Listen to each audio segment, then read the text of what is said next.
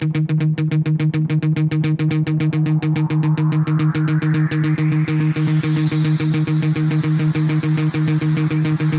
teammates, continue to move swiftly. We'll talk more soon. I'm put on the positive side, right?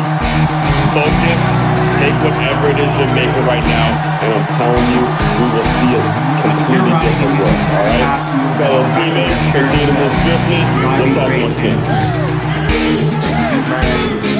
This really doesn't affect your dinner. Come on, somebody. Come on, so we're going to do really confident that we already know. I can do some things to supplement what the education system is not providing.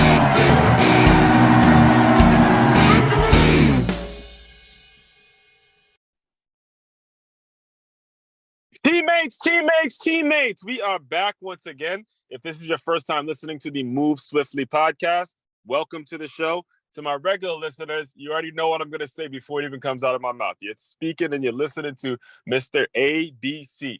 Always be connecting. And we have our third guest from the Thrive After Sports Collaborative. Again, this is a organization that my guy Taj put together, who was the first guest on this show. This was an organization he put together maybe about a month or two ago, if so long. And I already have my third guest from this group on the show. So that what that tells you is you got to constantly connect, got to constantly work with like-minded people. And this, other people, you can leverage other people when it comes to the vetting process and all those kinds of things. Now, as far as the guest today, there was so much that I would try my best to try to introduce him, but there's so much, Kenneth, that there's so many different things that I saw. I saw you had a song out, a hype song. You got 6 books. You're a TED Talk speaker. So instead of me trying to just introduce you to the listeners, I'll go ahead and let you do the intro yourself, and then we'll kind of get into the dialogue. Yeah, for sure, man. Well, I appreciate you, connecting with me. I love the ABC, always be connecting. That's amazing. I really believe that connection is currency when it comes to this. But just to get it started, man, my name is K.Scott. Everybody call me K.Scott. That's just the name, from sports back in the days. They just stuck with me. So I go by K.Scott. I'm a 6-time author. So I got the Pressure No Match for Purpose series, a memoir about my 24, which is a memoir about my mom, and then also a children's book for my daughter, my oldest one. And then I'm a writer. I love writing flash fiction books. Flash fiction series. I'm gonna soon later turn them to books, so that's pretty cool. But a writer, social health speaker, basically teaching people how to build, maintain, and improve relationships. And then also a music artist. I've been fortunate enough to compound that into many things, so I'm appreciative. But my main thing is just helping people, recognize their gifts, utilize their gifts, just to leave a blessing. Yes, and in that intro, I want to make a point to listeners, and I want to make sure we emphasize something. He really brushed over the fact that he played football. All right, and Yeah. so often do we, especially at the younger age, and I know a lot of you younger guys are listening to me now, is we make football our life, and even some of you parents, you make football your life, and you don't understand there's an entire world outside of there in football. Now, just please tell, you played at a Division I program at Utah and all that. Can you just briefly walk us through your experience there and how you were able to kind of be one of the ones that saw a bigger light, saw something bigger for your future if you didn't make it to the NFL? Yeah, for me, growing up, I give all credit due to my mother and also my pops. I call my stepfather my pops because my father was in my life. So my stepfather, when he came into my life at the age of 9, he implanted that father figure in the home and guided me on the right path. So I give all that to my pops and my mom. So like for that, in high school, after my sophomore year in high school, I was fortunate to be ESPN top 150. So my name, my buzz, my product was out there. And as I was progressing through high school, before my senior year, I was a 4-star athlete, All-American, all that. I came into an adversity situation to where I needed it was a potential of me needing a rod in my leg, to the point where the doctor said, you have 2 options. You can either put this, I forgot the name of it, but basically it's a bone stimulator. That's what it's called, a bone stimulator over your shin splints, because basically they said if I would have got hit in my shin, and I would have broke my leg, my lower half of my leg in half. Right. And Oh so my at gosh. that point, it was crazy. Yeah, I was like, God dang. Now this Like, is your. So wait, you're in high school at this point, right? high school, So you 4-star have the athlete. whole world. You're getting ready. I mean, college coaches coming in after you. You're the four-star recruit, ESPN, all that, and then this bomb drops on you. Bomb drops, and I was like, Wow. no way. And so that kind of, in the beginning, it was like, oh shoot, well, what if? That's when the what if came into part. But fortunately for me, I was able to heal up, complete my tenure, became the number 34 nationally ranked receiver in the nation, right? 4-star athlete, and went to the University of Utah. And so there was like a couple pivotal moments where I had to make that game-changing decision my freshman year, when I was slotted to play as an incoming freshman at the University of Utah. I broke all the ligaments, tore all the ligaments out of my ankle. And, all of us, when we go into football, we like 3 years and I'm out, meaning like I'm about to go to the NFL. Like, you can see me later type thing. Absolutely. And for me, that injury, derailed that. And I had to obviously medically redshirt that year. And I went into a depressive state because I was like, man, sports was all I knew at that moment, And luckily for me, my girlfriend at the time, which is now my wife, she was like, look, what else do you like to do outside of football? Like, if football don't work out, what are you going to do with your life? And I believe like me having her being in my life played a pivotal moment too, because like, women, because she was a basketball player at the University of Utah. She was Gatorade National Player of the Year in high school too. And her career got stopped short because of an injury. And so like, she brought it to me like, with women, like they don't have that much after college, right? As far as like professionally, like the WNBA, it doesn't make as much money as if you were to just get a corporate job for a woman, right? So from her outlook, she was like, for me going professionally, it's like cool, it's but like I really need to focus on education because that's what's really going to propel me. It's not like you guys in football where you can get these max $1 million contracts, basketball, all these sports. And so when they have to think about what's next a lot earlier. And so like having her in my corner, it kind of gave me the light, like, dang, what else do I like to do? Well, what else am I good at? You know what I'm saying? And so I started deep diving in multiple things. And so, fortunately for me, that's the injuries that derailed my career early on, like within, in college. And luckily I was able to overcome them. But like the injuries put a pause on football. Like, okay, start exploring your other interests so you can see what else is out there. And it's not just K.Scott, the football player. It's K.Scott this, K.Scott that. And one of the things that I always used to tell people is like, you have different vehicles to get you to your destination, right? Football is just one of the vehicles. You have, like, for me, music is another lane, a vehicle that I can use to get to my destination, speaking, writing, so many different vehicles. And for me, it took football being temporarily removed from me in order for me to kind of put the blindfolders off. Well, first of all, we got to shout out wifey. Shout out to wifey on that. I done heard situations where the girl sees you're injured and she's out the door. She does the complete opposite. Right. So, shout out to wifey on that because it's so important. And that actually is another big lesson for a lot of you, whether you're female or you're a male athlete listening to me right now. Too many times do we feel like we're invincible and we start to take certain people for granted, or we start, hanging out with the wrong crowd, feeling like we're too cool, feeling like we just got it like that. And it's so important that you get people that really understand what you're going through and that are propelling you to another phase in life. So, shout out to wifey on that. We need more like you. Yes, now, for sure. As far as your when your playing career ended and you're faced with that ultimate question of how you transition, can you just talk about where the books came from, the love for writing, and how all of that, how you were able to figure out a way to package everything? Because 6 books is a lot, and to be able to balance that with a music career and then your speaking career, how are you able to figure it and kind of package everything up? I'm always a big proponent in education. I don't know, this odd reason, I always loved like teaching. Like that was something about me and storytelling. And so I love storytelling. And so like when I got done playing and I finally hung up, after college, I had the opportunity with the Los Angeles Rams, got cut, went to the CFL, got cut. And it was at like a pivotal moment in my life where it was like, man, do I continue pursuing this path, or do I move over to the next phase to create stability, to create a career for myself? You know, and that's the time where my wife, she was having our firstborn and she was living in a whole nother state. And she was like, hey, no disrespect, but unless we have some stability, we won't be moving. Cause like, it's a newborn. Like, I didn't have no job, no income, no nothing. My mom just passed away during that time too. So it was like a really dark transition for me.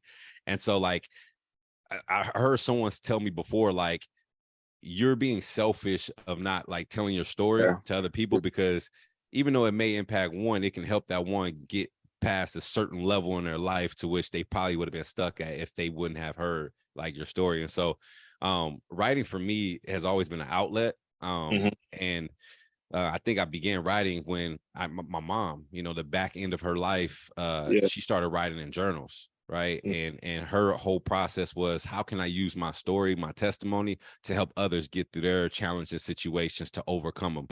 And so like seeing that perspective and that viewpoint of what made my mom want to write, you know, it made me want to, because that was my first book. Actually, my first book was me finishing my mom's book so she could become a published author, because that was her goal. That was her dream. That was the reason why she started journaling, to pack all those thoughts down to become a published author. But unfortunately, her life got cut short and she wasn't able to finish it. So here I am with all these journals in her hand, knowing that was her end goal. And I was like, man, the only phrase in my head was like, there's still ink left in the pen. Right. You know what I'm saying? So that's where I began writing and started going on my journey. I was like, cool, let me take her story, the black and white. Let me add some color to it. Let me make the stories flow in a nice, appealing way, so that when it goes out on the market and I publish it, others like the lupus organizations, individuals with lupus, can be able to be like, man, this is an impactful story. And it's a quick read, like an airplane read. So I think that's what started my journey. And then from going from my mom's memoir to my books, I was like, man, what is it that I'm passionate about? What is it that like helped me get, you know, across the way? And so I was like, you know what, I'm gonna write my life events. I'm gonna make it like a memoir, you know, and tackle all these events. And so my book is called Pressure No Match for Purpose, and it's helping athletes transition from one field to the next. Because I feel like, you know, as athletes, if whether you're in high school, going to college, you feel the pressure of, man, I need to be able to go out there, give myself some exposure so that I can be able to reach the next level of, you know, said college, or if I'm in college, how can I maximize my time in college so that I can get to the next level, right? Because all of us go through certain type of pressures that it's like, man, if I don't get here, then dang, I don't know if, you know, for instance, like me, if I don't be able to get to college, how am I going to be able to help my mother in our situation, Section 8, low income, living on SSI checks and all that, public housing? Like, how am I going to get her from her, you know, situation so that we can be able to actually finally live? And so for me, it's like, man, all these pressures that we go through as individuals and as athletes, I just wanted to, you know, my story to be out there like, here's how it helped me. Hopefully you can take some nuggets from it and apply it into your life to be able to help you in all the stages, like high school, college, and then after when you graduate. So the book is really, so that's my first book with my mom's. My second book is a 4-part series. So it's the deluxe version with all the individual segments within one. Then you got the high school version, college version, and the graduate's version. So that's what encompasses four of the books.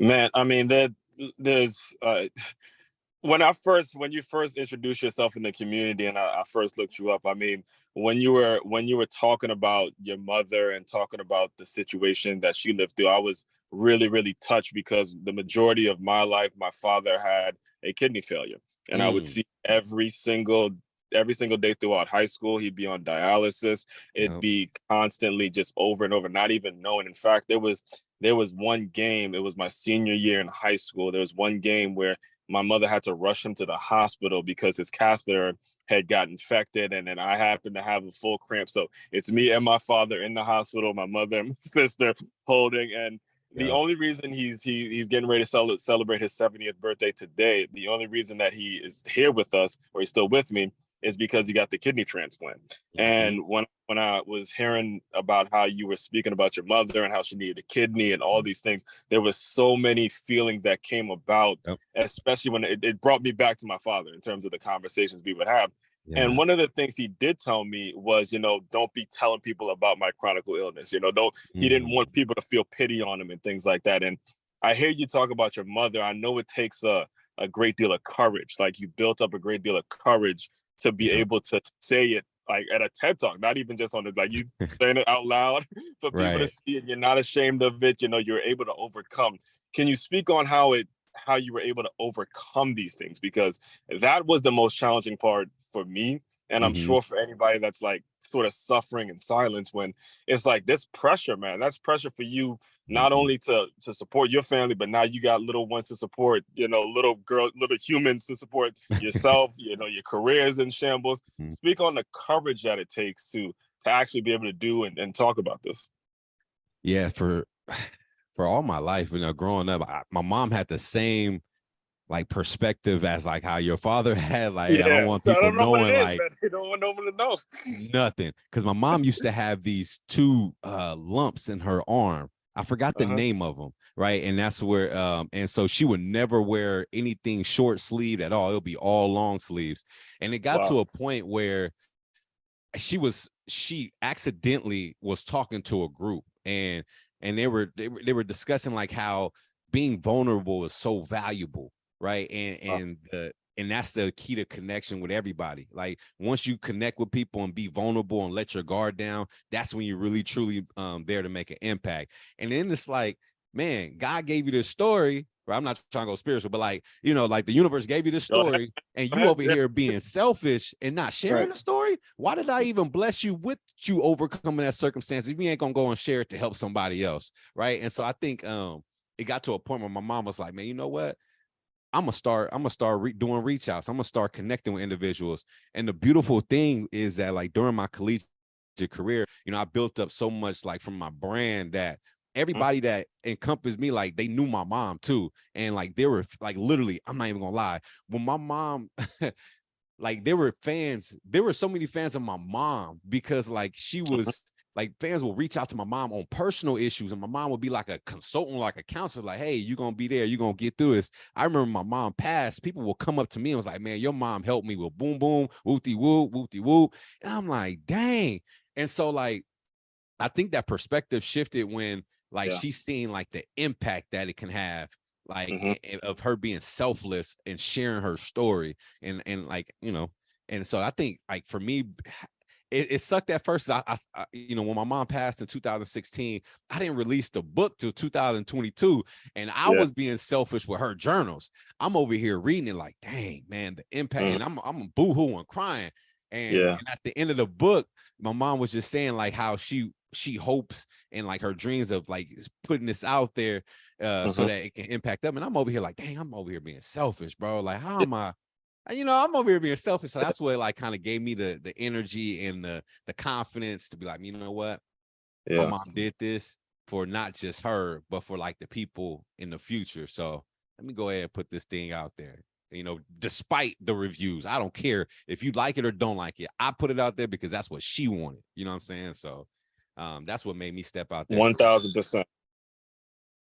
1,000%. And that, what he just, for you listeners now, what he just displayed and what he just put out there is the power of work ethic, the power of what this game can be when used correctly. Again, you can get over an injury. An injury can happen. I might give up an interception. You may drop a pass. You may have a bad practice. You may just not like your coach or not like your teammates. There's so many little things that we think make a big deal out of.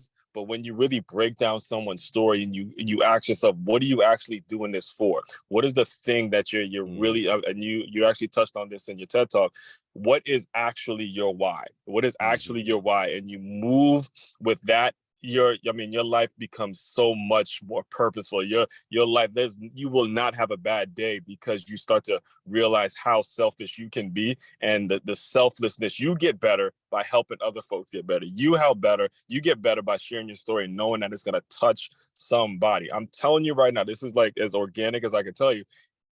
K.Scott didn't know what he said about his mother was going to bring me to my father and then get him on the pod. He didn't know. He put the clip out years ago, probably. It's like, you see, it's still touching people and it's never going to stop. So I encourage you as a listener. I truly, truly encourage you as a listener. If you're suffering in silence, just like he had mentioned about his mom just covering up those lumps, don't do it. You're going to help someone, and do not be embarrassed by it at all, because you are going to touch someone. So just, I encourage you to keep rolling with it. I know it's not an easy task, but as you're hearing, there's so many great things that can happen when you put your story out there. So, K.Scott, I do want to get this in. The concept. I spoke on your TED Talk a little bit, and Mhm.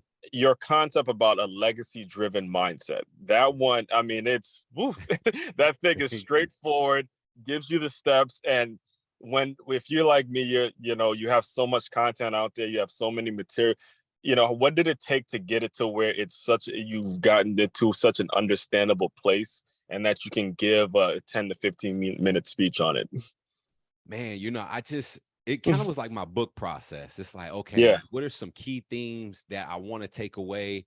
And it all stemmed from like the phrase that I mentioned on my book, like pressure no match for purpose. Like, and I truly feel like if your purpose and your why is big enough, then you're gonna figure out the how in between. Like, you know what I'm saying? Yeah. And so Yes. when I looked at my like adversities, obstacles, and challenges, I was like, man, how did I get through them? Like, I had to, like, I think Steve Jobs said it was like you can only connect the past, you can only like advance the future or something like that by connecting the dots in the past. And so that's what I had to do. Mhm. Like, I had to go through and like sit with myself and reflect on like all the shortcomings I had. I'm like, okay, cool. How did I get through them? And the first step for me was like, man, my why.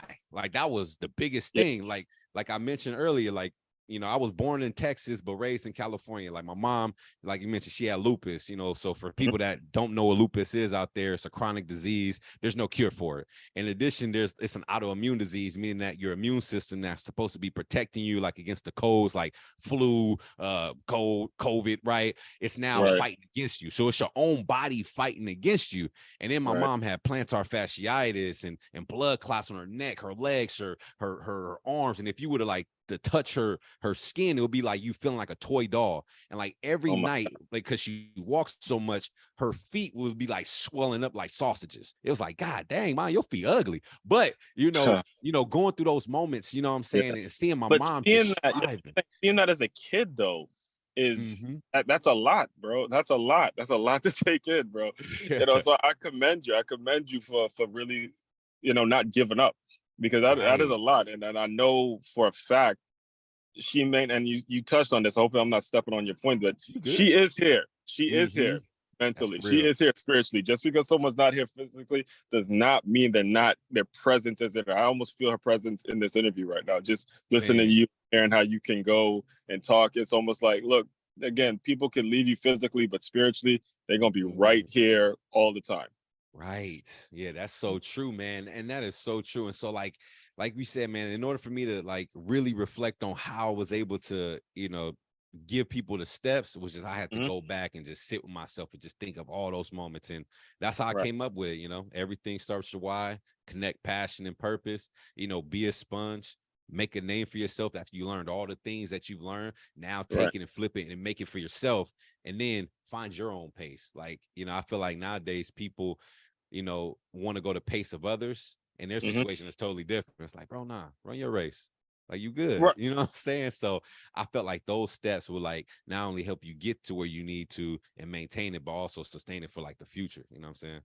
Right. And that's actually what's going to be my next question is, what kind of resistance, like, how do you deal with the kids that ain't trying to hear all that? Where you see a young man or a young lady who's lost, and they're like, look, I don't like reading. You know how it was back then. I don't do that. I'm a football player, I'm gonna make it and all that. Like, what's your approach to the younger generation when you try to get them to tap into Mhm. exactly like the realness that life can bring them, and how real life can get within the snap of the fingers? It's just like what our parents used to say, man. Hmm. They try to defend you from like touching the stove, but sometimes you just got to touch the stove. Like, and I'm not going to tell you, I'm going to tell you everything about the stove. I'm like, and trying to like tell you, hey, the stove is hot. When you touch it, you're going to leave marks. But I can tell you everything about the stove, but Hmm. until you touch that stove, that's when you're going to be like, oh man, everything he said, it was right. You know what I'm saying? And so like, sometimes even though you giving all the information, right, giving them the knowledge, sometimes you have to experience it to learn for yourself, to gain that wisdom. That's like really the true difference, like between knowledge and wisdom. And so like I could tell you to blue in the ear or blue in the face, but like I tell them like, man, take what like man, the information I'm presenting to you, like take it in, right? And then figure out how you can apply it for yourself. It may not register right now, like the first 20 days, 30 days, but sometime you're gonna remember it in the future. And that's what my pops used to tell me. My pops was like, hey, you ain't gonna listen to it right now, but in the future, you're gonna remember every single thing in that what I said, and you're gonna know how to do it when that time comes. And so that's why I tell her, I deliver the information, and whenever it's ready, in that oven to, come out and be this beautiful looking pie after they can dive in and eat, everybody's timing is different when, it registers with them. So I don't take offense to it. If at that moment they don't collect, cool. You're going to experience something and you're going to remember what I say. You're like, dang, I should have listened. And then now every single time after that, everything I say, you're going to listen to.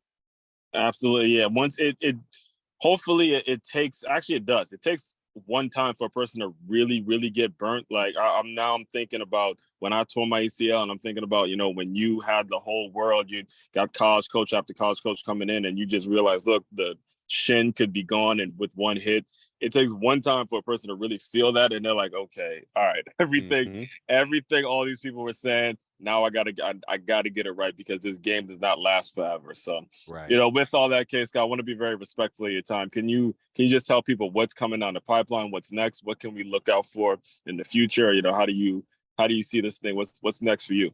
Man, this is crazy. It's crazy how fast the time went, man. I can talk for hours with you, man. But yeah, I mean, well, this is unlimited. This is unlimited time. So whatever you got to say, you can talk. Yeah, man. Like, man, kind of going back into the student athlete thing, man. Like when it comes to transitioning, always like to tell people, man, just explore. Like because through exploration, that's where you're gonna find motivation to figure out whatever lane that you want to go into and like dive deep into it. But one skill that I always tell kids, especially now since the NIL thing is so big, is like learn the skills of sales. Like sales will make you more confident. It will teach you how to negotiate. It will teach you how to expand your worth, and also not take what is just given on the forefront and kind of dive deeper into the surface. Like, nah, I ain't taking that because I know my value, right? And it's so, and I feel like, with the process of nowadays, man, I just think with these student athletes, man, if we could dive deeper on them developing a knowledge of sales, to like selling their brand, selling who they are, their value will go so much, and it'll be able to translate into the real world if they maximize their time right now, like just getting the practice work in, right? You know what I'm saying? And so, are you active at all with NIL, with the NIL business? So some universities have reached out to me because of like obviously my university. I've been talking with all the directors, and they want me to, come in and chat about the NIL efforts because of, my time in at the U. So I'm aware. I haven't dove quite deep into it, but when people and individuals come talk to me, I always give them the knowledge, like, hey, this is some aspects of it that you should be able to do. I always tell them this, like, not everybody's going to be able to reap the benefits of like a Caleb Williams or like, one of these top, athletes. So it's like, how can you find your marker to still get, reap the benefits of NIL? And like the one quick trick pony for them, like what I always tell them is like, man, you better get on this affiliate marketing ASAP. Like, you know what I'm saying? And one thing I told them, like, I gave them my story. Like, like just last year, I performed in front of a jam-packed stadium, up to 70,000 people, right? Wow. First music artist to ever do it. So it's like, I'm lit myself. But my thinking and my thought process is like, okay, how can I maximize this moment, knowing I have the opportunity to perform in front of 70,000 people everywhere, right? In the stadium. And I thought about it, and one of my songs is called Go Crazy. And if you were to walk into any Little Caesars out there, on the crazy bread, it says Go Crazy. So I was like, man, that'll be a great opportunity to partner with Little Caesars. And so I reached out to the headquarters to Little Caesars, and lo and behold, I was able to front everybody that attended that game a free crazy bread with Go Crazy. So it's a promotion for me. It's affiliate marketing for me. Like, and and it's helping Little Caesars, because you're not just gonna go to Little Caesars and just get crazy bread. Nah, you're gonna probably get a pizza. You can probably get a leader. So it's helping their business. So it's like a mutual beneficiary with that. I get the brand, I get the exposure, right? To put my name with Little Caesars and doing partnership deals with them, and Little Caesars monetarily gets exposure with the amount of footsteps that they're getting in their door. So it's like aligning, like, okay, what is it that you're good at, what you're doing with different businesses, to figure out how both of you guys can, see fit and be a win-win situation. And so, yes, I can go all day on I'm that. glad you said that. I do an NIL deal with a different college athlete every month. I call it Athlete of the Month, and I send them a copy of 2 of my books. One is the 6-Figure Athlete, and the other one's called Make Your Move. And then I send them a copy of a pair of boxing gloves, because I'm also a boxing trainer. And yeah, I mean, the thing is, what I'm doing is I'm looking to partner with folks just like you that I could introduce the players to, because the folks I work with are primarily at smaller schools. So the 3 people I've done it with, one is a basketball player at D3 school in Jersey. The other one is a cross-country athlete that is right here in Miami at the U. And the current one for this month of August, he's a D lineman at Holy Cross, at the College of Holy Cross. It's in the Patriot League in Massachusetts. Yeah. And again, I'm constantly getting people requesting and wanting to do an NIL deal, but this kind of information is super, super valuable for them, because I'm not going to be able to do a deal with everyone. But just that example that you said in itself, just the go crazy thing, there's local restaurants, there's local businesses, there's something you can be doing as a collegiate athlete. Again, I've said it a million times on the show. He just reiterated, you're not Caleb Williams. You're not Blake Corum. You're not Marvin Harrison Jr. You're not Angel Reese. The majority of you I'm talking to, you're not getting a Bentley or a Benz. All right. It ain't happening for you. I swear. I would love it. I would love it if all of you, but look, those are some of the elite dudes and elite girls that are playing, and that ain't you. Okay. I'm just putting it out there for you. So it's important for you to know, oh, okay, I could still make a deal. I could still earn my way. I can still learn how to sell product, and then eventually you use it as a paid internship opportunity. Let's be honest with you. Let's be honest. The deal is for smaller school people. The deal, people blow me. All right, the deal is for smaller school folks. It is for folks who probably won't make it to the league because you have a better opportunity to do what you got to do. But I can go on a tangent on that. Yeah, we can go. We can definitely talk more about that, and I'll definitely put a lot more of that in the community as well. So, but you were telling us what's going on next. Go ahead and finish it out. Yeah, my bad, man. Yeah, so going on next, currently right now, for the upcoming fall semester, it's just crazy. I mentioned teaching and education. I'll be teaching at Rice University, right? So this upcoming fall, I'll be a professor. You know what I'm saying? So Professor Scott out here. Professor Scott, former wide receiver. Professor Scott. Oh yeah. We gonna hurt someone now. We breaking too many boundaries now. Man, for real, man. And it's like literally everything is in the palm of your hands, man. Yes. So this upcoming fall, I'm be teaching a class called Critical Thinking for a semester to all the upcoming oncoming freshmen at Rice University for the first semester, just teaching them critical thinking skills. And then after that, just prepping for my keynotes that I have this year. I'm fortunate enough to be on the TEDx committee of the one I did last year. And I'm appreciative of that opportunity because, everybody thought I did a great job. And so they invited me to be on the committee. And I appreciate all the love and appreciation for that. And so hopefully in the new year, as I, teach this class, do my speaking engagements, obviously continue with my music, and hopefully creating something in regards to another book. I do want to put out some more books. Just trying to figure out the theme of the message of that. We can have something going within the next years. But man, feel free to reach out to me anytime for anybody that's out there. If they just want to ask questions, chop it up, whatever.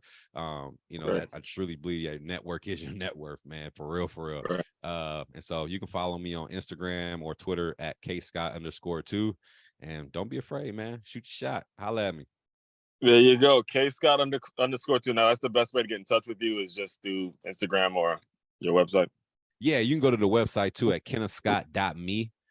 So you can see everything from the books to the flash fiction series to my music.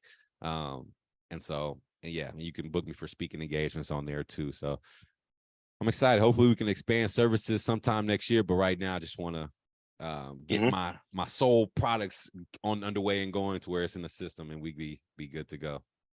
1,000%, man. 1,000. I will also include all that in the show notes as well. So don't worry about, trying to take notes and all that. It'll be just at a link. Just click it and you go from there. So K.Scott, this is the way I close out all the shows is I want you to use your imagination for a little bit. You're in somewhere in Canada. You just get cut. You you got a little one on the way, tragically you're trying to figure life out as your mother has gone on to a better place. You're that guy right there in that moment. And then this K.Scott that just spoke to us today, he's here and he's gonna talk to that K.Scott in the back that was in the past. What do you say? We'll close with that. One thing I would tell that K.Scott is obviously pressure is no match for purpose. That's my tagline. But in addition to that, what I tell him is that, learn how to navigate the fluidity of success and failure. And what I mean by that is, success and failure is just fleeting moments. But who you are is like the foundation to everything, your integrity, your discipline, your hard work, your drive, your dedication. And so, don't let these fleeting moments get to you and try to throw shades at your character. So always remain high character and do the best that you can in everything that you do, and don't let the outcome of success or failure hinder it in any way. That's it, man. I love that. And if you are in that situation, just consider you as that old K.Scott. He's talking to you. We do this for you guys. We do this for you guys to uplift yourself and just get better, get through that moment. I always talk about it, just get through the moments and you're going to be all right. All right. It's real. Fellow teammates, continue to move swiftly. We will talk more soon.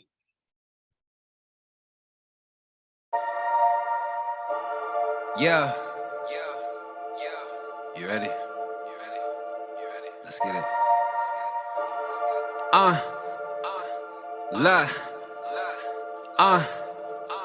Enough of the conversations. I'm the one pushing the movements. I owe myself, that's why I told myself. That's why I go out and go do it. No time for no handouts. Being about what I stand for. A lot of people, they be playing games like Xbox or PS4. Type of stuff that I can't do. Too much money I can't lose. Mama told me I was born to win. Any op, I dismantle it. Broken man with a painful past. Many times where I question faith. Even though I was built to last, didn't know I was gonna accomplish it. Took my grind to another level. Switching up gears. Plotting out all of my goals. Exceeding just year over year. That's just how it appears. People hating when they know it's real. They just be faking the funk. Talk behind backs and just saying it's luck. Nothing personal when it's all business. Learned that as an adolescent. All my struggles turned to many lessons, which resulted up into many blessings. Making sure that I handle mine. Yeah. Making sure that I handle mine. Yeah. Ready? Let's get it.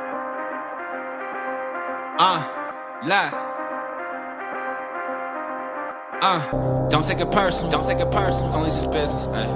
Don't take it personal. Don't take it personal. Only just business. Don't take it personal. Don't take it personal. Only just business. Don't take it personal. Don't take it personal. Only just business. Showtime. Showtime. Gotta get it, man. Whoa. Showtime. Showtime. Gotta get it, man. Whoa. Showtime. Showtime. Gotta get it, man. Whoa. Showtime. Showtime. Gotta get it, man. Whoa. Tell them boys they need to level up. We ain't with all that such and such. About our business like a suit of tux. Into goals like a hockey puck. I work for all of them dreamers. Out there putting that work in. Working that 9 to 5, but that 5 to 9, man, it's fueling they drive. Trying to get into a space where they be feeling important by people they said he's supporting and having their back around and around like a circle in orbit. I know that it matters when climbing that ladder. People get fake, it just gotta embrace it. Keep it just real with yourself, cause nobody gonna help you but yourself.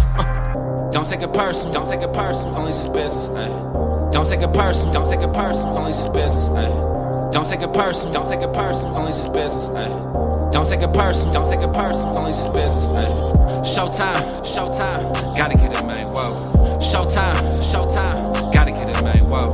Showtime. Showtime. Gotta get it, man. Whoa. Showtime. Showtime. Gotta get it, man. Whoa. Steady moving on the high rise. Bunch of people giving high fives. They just be riding the waves, yeah. They just loving all the high tides. In position, so I get it now. Moving away from all the crowds. Ain't nobody gonna owe you. Like we speaking on the last vow. Been through pressure, so I soak in diamonds. Felt the heat when they changed the climate. On this ladder, I'm steady climbing, so I'm speaking up, so there's no more silence. Say I'm cocky, you know they lying. I'm built for this, it's perfect timing. I'm ahead of the race. You know that they mad cause they running in place. Yeah.